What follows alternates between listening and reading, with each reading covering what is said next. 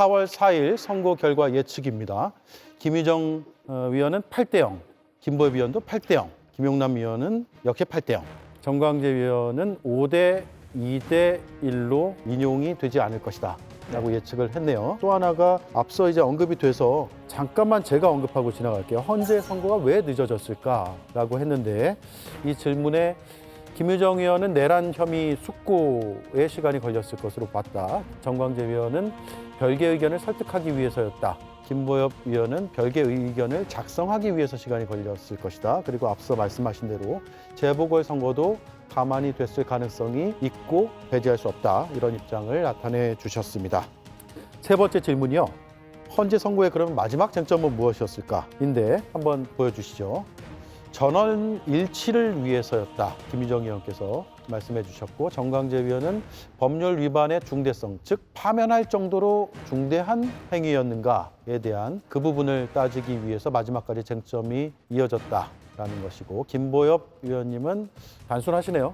깔끔하시네요. 예, 없다. 8대0은 처음부터 결론이 나 있었을 예. 거다. 그런 뜻입니다. 예, 없다. 이고 김용남 위원은 전원일치 마찬가지 말씀을 해 주셨습니다. 전원일치 가능성 저희가 아까 좀 짚긴 했습니다만 김용남 위원 한번 짚어주시고 두 분께서 말씀하셨으니까 김유정 의원께서도 좀 발언을 해주시면 좋을 것 같아요.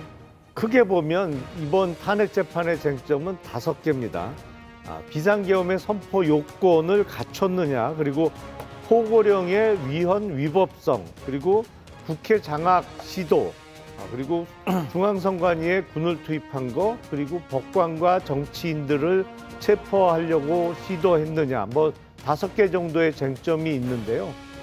비상계엄 선포가 실질적 요건, 그러니까 전시, 사변 또는 이에 준하는 국가 비상 사태였느냐, 12월 3일 밤이, 그리고 그 절차적으로 국무회의를 거쳤느냐, 이 부분은 심리를 통해서 뭐 확실히 사실 확인이 됐다고 보고요. 절차적, 실질적 요건을 갖추지 못한 상태에서 비상계엄 선포가 이루어졌다는 게 입증이 됐다고 보이고, 포고령 일단 시작부터 위헌이다.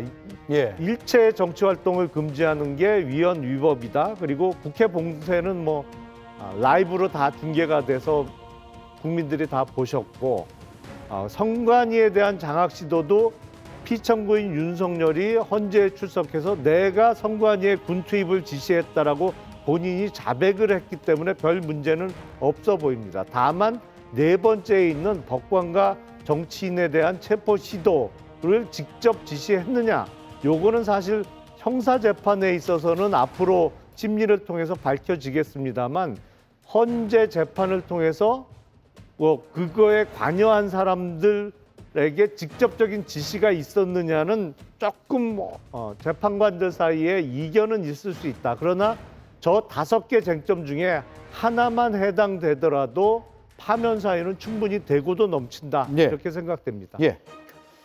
저도 대동소이한 의견인데요. 거기에 더해서 그동안 헌법재판관 개개인에 대한 어떤 인신공격이랄지, 그다음에 재판부 자체를 국민의힘 의원조차도 처부수자, 깨부수자 이런 얘기까지 하는 어떤 극단적인 이야기까지 나오지 않았습니까?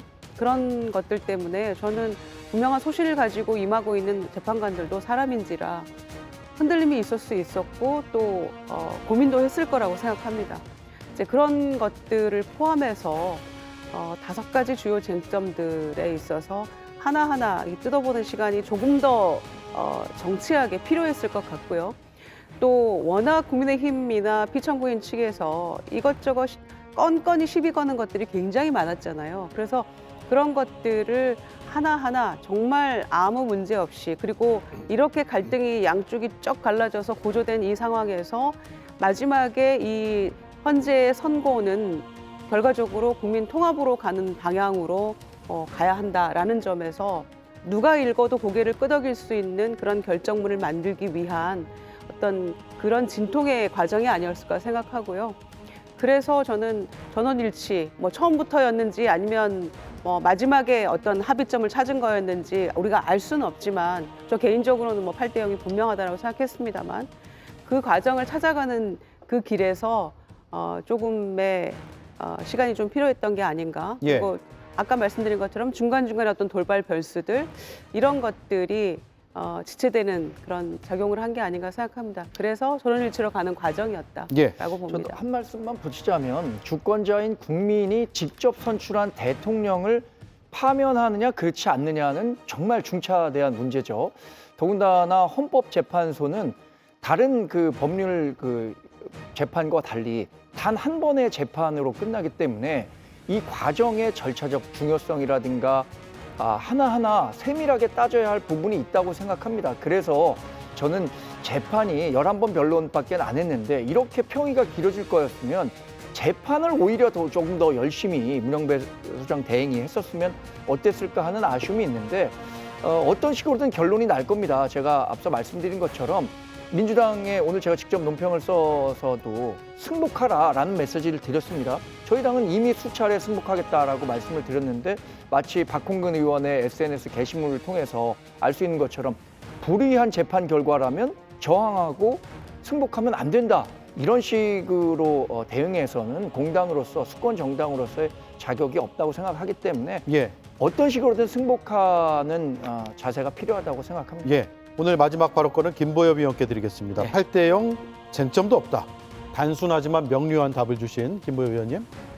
방금 승복 말씀하셨으니까 거기에 대해서만 말씀드리겠습니다. 국민의힘은 승복 얘기를 할 자격이 없습니다. 예. 권성동 원내대표가 얼마 전에 이재명 대표 2심 때 오전에는 여야 모두 승복을 하자라고 해놓고 오후에 그 재판관들 공격하기 시작했거든요. 승복이란 단어를 모르는 겁니다. 그분은 그 말을 썼으면 안 되고, 그리고 아까 정강재 위원도 승복 안 할 수 없는 구조다. 헌재 결정은 예. 그렇게 말씀하셨잖아요. 특히 국민의힘은 그럴 겁니다. 파면 결정이 나면 대선 치러야 되잖아요. 국민의힘 간판 내리고 신장개업 해야 될 거고 비대위원장 또 어디서 찾아와야 될 거고, 그러려면 승복 안 할 수가 없는 거죠.